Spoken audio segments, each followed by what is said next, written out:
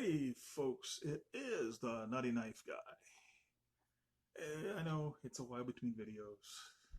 That's just kind of the way things work out. I hope the sound's not too bad. Every time I think I'm going to be able to buy better equipment, something happens. And sometimes it's just because there's something I want to buy more than new equipment. But hopefully you can hear me.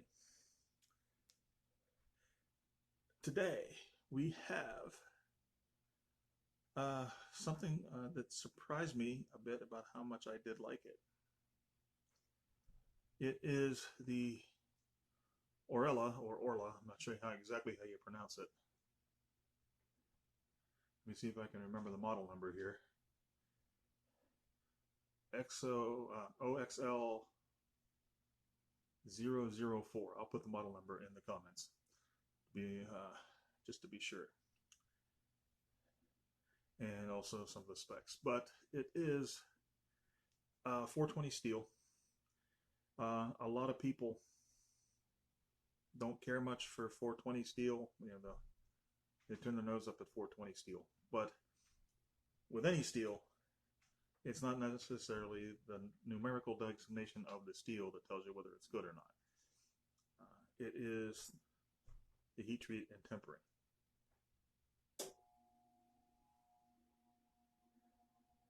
So 420 steel does not have to be bad. 420 steel can be quite good. Buck knives and 420 steel, they do a great 420 at buck. So, right, and this appears to be, and I haven't tested it yet, this appears to be a very good grade of 420 steel. I got some gunk on it somehow. But this appears to be a very good grade of 420 steel. I've had this for about a month, and I have been carrying an EDC, and unless it fails miserably at the warpost when I take it out, it's going to be my EDC fixed blade for the foreseeable future. Fits very nicely in the hand. Nice G10 scales, contour to fit the hand. This the grip is angled just right to fit the hand. I really like the jimping on this. It is deep, but it's not sharp. You can press that thumb into there and it's not uncomfortable. You can really lock in on this thing. It has jimping here, and that mystified me for a while because that's not a good place to have it to cap the knife. If you're going reverse grip, this is the way you cap a knife. But I noticed, at least in my hand, this jimping will engage with this part of the hand. It will kind of dig in there and give you a very sure grip. And again, the jimping is not sharp and it's not uncomfortable. Even the edges of the jimping are somewhat round. So it locks the blade in, but it doesn't dig into your skin, which I really, really like. It has a nice deep choil, which also helps in locking in the knife. And it's got a choil here for fine work. Now this is a personal protection knife. I think that's pretty obvious. Yeah, you could probably do light camp work with it. And this seems to be really nice for fine work. So, and we'll check that out when we get out to the warpost. But I am really liking it. Now this is a pretty thick, chunky knife. I'll try to get it there. My lighting's not the greatest right now. Right, and but it does taper down into a nice point. Let's see if I can find it. So get it in frame here. So you can see how the point is angled. There. And you can see where the final plunge down into the point here is very small. So there's a lot of beef behind this tip. So it should be a very strong tip. So like I said, so far I was very impressed with this. Donnie B all day did another Oerla knife. and he really liked it. So I looked into Oerla, and I decided to get this one. Now, this came in a very nice presentation box, which I should have brought over to show you, because it is a very nice box for people who are in the boxes. And it also came with a coupon thingy that if you go on Amazon and buy 2 Orela knives, you can get 15% off of that knife, that purchase. And I will be using that coupon. I've got a couple Orelas picked out already. But this knife so far has really impressed me for $30. It is nicely balanced, easy to manipulate.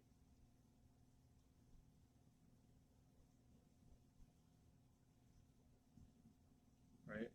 For me, the grip is the perfect size for my hand. The sheath itself is quite good. Retention, get that nice solid click. I like that nice audible click on Kydex sheaths. It's not going anywhere. Now, I have a real Blade Tech lock on here. And as usual, and I do this with all my Tech locks, I use zip ties instead of the screws because I don't have the patience to fiddle with the washers. And usually it seems like the screws are too short, but that's a personal thing. But this is a real Tech lock. It came with a Tech lock clone. And I'm going to see, I want to show you how these compare. Because I don't know if you will be able to tell on camera, but I think you will. This is the clone. That is the real Blade Tech lock. You can see the difference in thickness. The real Tech lock is much more robust than the clone. I wore this around for about a week on the Tech lock that came, well, the clip that came with it. It's not a Tech lock. And twice it came open on me, even though it was properly locked in. And at one point, this piece, which is designed to keep it closed, it's the clasp to keep it closed, actually came off. But I gave it a second chance, and within a couple of hours after that, I had the same problem. And I only kept this thing around for the review to show you this. This is where Orela really skimped on the money. This thing is effectively useless. It is flimsy. It doesn't hold. Yes. Sorry about that, folks. Slight interruption. Anyway, this is where they really skimped. The knife itself is great, but if you get one of these things, I really don't think you can count on the fake Tech lock. I highly recommend if you're going to use a Tech lock, to go to Blade Tech or Amazon and get a Tech lock made by Blade Tech. I have 4 or 5 of those on my knife sheaths, and the real Tech locks are a great contribution to human technology. But that's the only criticism I have of the Tech lock, of this knife. It is an excellent little blade, and unless it fails out of the warpost, and we're going to find out about that real soon, I can't see myself replacing this as an everyday carry for the foreseeable future. Now, I carry a fixed blade for personal protection. That's all I use it for. But I will try and do some fine work with it. Now, no, it's not on my belt anymore because I took it off to show you. Now, blade I carry for just everyday knife stuff now is this Kubi. And I'm not sure the model number of this right now either. Is it on here? It's not on it. But I will be doing a full review on this. But my fixed blades are always for personal protection. And I carry a pocket knife for all the other stuff you can do with a knife. Now this one, of course, is kind of configured for personal protection too. Like a recurve, this is a nice knife. I was very impressed. This was my first Kubi. This will probably be my next review. But today we're talking about this Oerla, and I am really kind of excited when I get the money to go buy those other two Oerlas. I've got this, again, I had to kind of jump in and do this video while I had time, so I didn't take notes and everything like that. But Oerla also makes this really nice, like classical Japanese Tanto. It has it's made with modern materials and modern handle scales, but it's got that really nice curve. And it's not this modified. I call this kind of a modified American. I call this the American Tanto because traditional Tantos are actually curved through here, not angular like that. And Oerla makes one of those, and I really can't wait until I have the money to go out and use my coupon and get one of those. But yeah, so far, this is a very well thought out design. It's very nice, and also it has kind of a unique black stonewash finish. I've never seen a finish like this on a knife before. I don't know if you can see that too well. It's almost like a cross between stonewash and satin, and I really, really like it. I kind of wish other knife companies would do this, but that's, of course, completely aesthetic and cosmetic. So, with that, I guess we will go out to the warpost, and then we'll come in and do a wrap up, of course, and I'll do some editing and publish it the next day. By the way, I am recording this on Sunday, July 5th, but it'll probably not go up until July 5th. It'll probably not go up until the 6th. Because my editing software takes forever to chew on these things. So I hope everybody had a good 4th. I hope everybody had a great Independence Day. And I hope nobody had to use one of these to fend off an angry mob. I will see you at the warpost, folks. Okay, folks, at the warpost. I cannot see the screen hardly at all, but it looks like I'm getting everything in frame. And we'll have a go.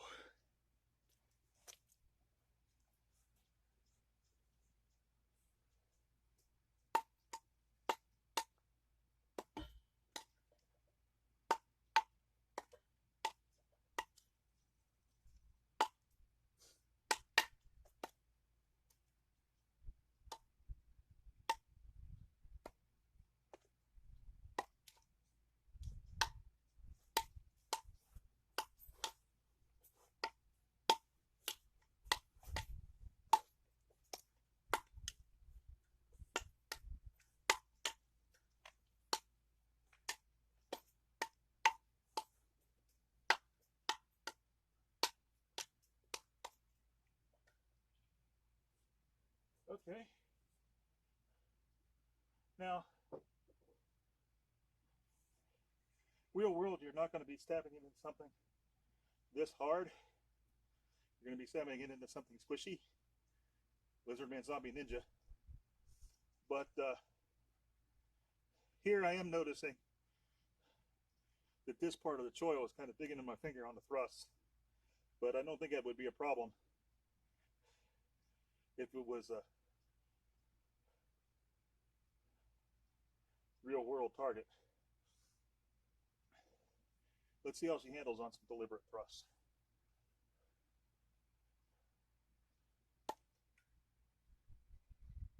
Okay. I mean, it's sticking in pretty far. Do some prying with it.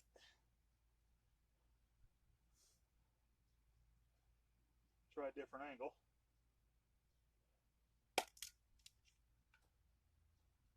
That one actually took out a chunk of wood.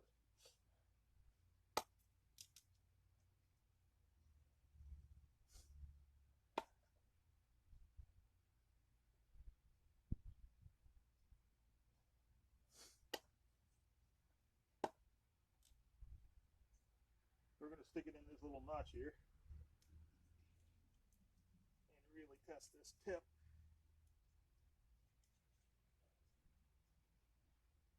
Okay, and some good hard slashes. See how she holds up to that. What do you think?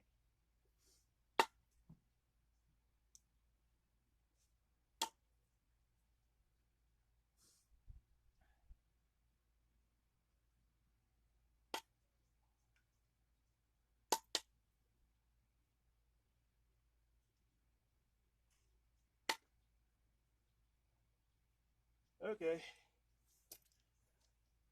Did some prying and that tip is still needle sharp.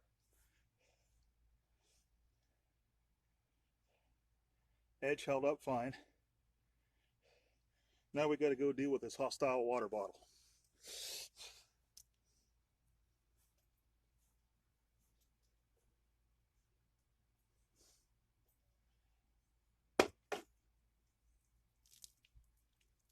Okay, 2 quick cuts, good deep cut.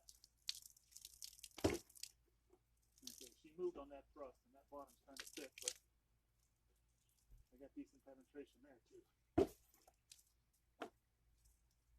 Again, all the way through, no problems.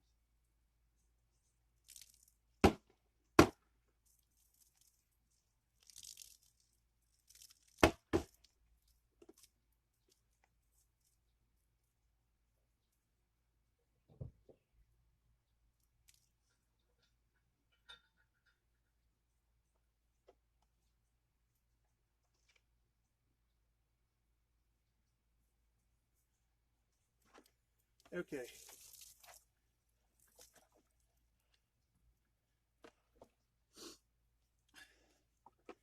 These are those two. This one and this one were my 2 quick cuts beginning. These are my last 2 cuts.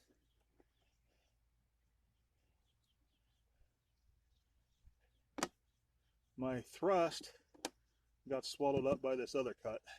It's my first thrust.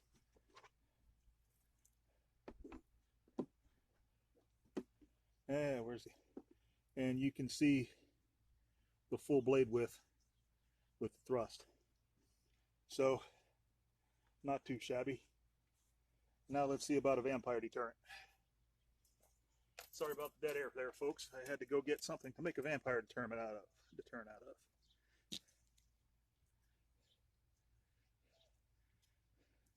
This might not be the best thing in the world, but we'll see how the edge held up to all that. This choil does work very well for that. And it's biting into the wood very well. I'm surprised how well this carves.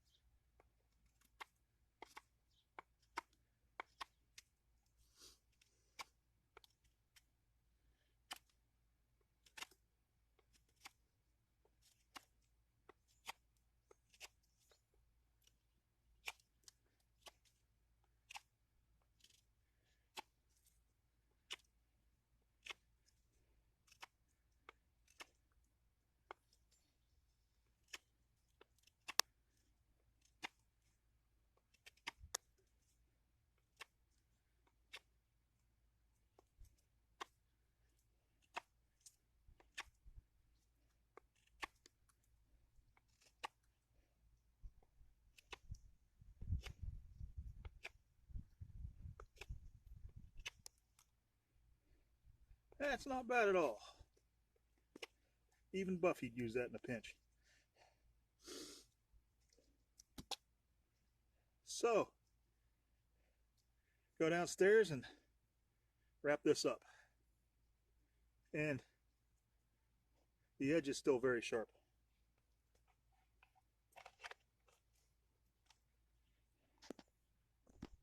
Okay, well, it survived the warpost quite handily.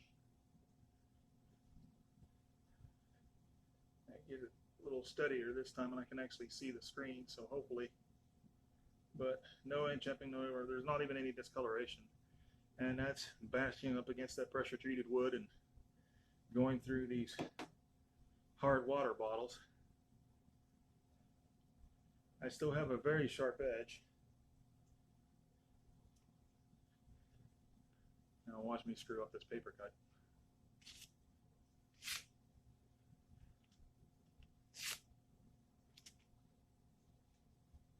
So yeah, this is my EDC fixed blade for the foreseeable future. I'm liking it. I'm liking it a lot. Aside from the cheap clip, very impressed for $30. Now maybe that was just a bad clip that they sent me, and you might get that clip and it worked fine for you. I don't know, but it didn't work for me. So fair warning. And it is visibly less quality than an actual Blade Tech lock. Okay, so now a few observations. As I said out there, when I was hitting the post, I was getting some rub on this part of my finger and some impact. But again, I'm hitting wood. I'm going after wood with it. And even though that gives, there is a substantial impact. You can feel it quite nicely. And the same thing with the jimping. This is very nice jimping. It's not jagged, and it's not real angular. But again, on the hard cuts, as soon as I hit it, I could feel it. Now, it's just uncomfortable. My thumb's not torn up or anything from that, but I've had knives where the jimping was sharp and angular enough that I have been doing that with it, it would have torn up my thumb, and I might even bled just a little bit. So, I mean, if you're fighting the whole lizard man zombie ninja thing, and if you don't hit hard wood first, that's not going to be an issue. And that's what this thing is for. I'm going to be semi-politically correct and call it a tactical knife, but I would call it a fighting knife, really, a personal protection knife. Now, having said that, using the choil in carving felt quite nice, and it bit into the wood well. The angle of the blade seems well suited for carving. So, I mean, if you wanted a light camp knife, or even a small trail knife, you can get away with this. And as I said, this is good quality 420 steel, and 420 steel is very corrosion resistant. So, for an EDC type thing or a trail knife or anything where it might get exposed to a little weather, I think you've got a winner on your hands here. Except for that crappy clip, I am very, very happy with this knife and recommend it wholeheartedly. I look forward to getting more Orela, or I don't know how you spell it, whether it's Orla or Orela, but knives from this company, I'm looking forward to getting more. So there you have it, folks. And with that, I will remind you to draw your knives only in just purpose, sheathe them only with honor, and to remember that without knives, life would be dull and pointless. Please like, share, and subscribe. It makes me happy. And I bid you goodbye.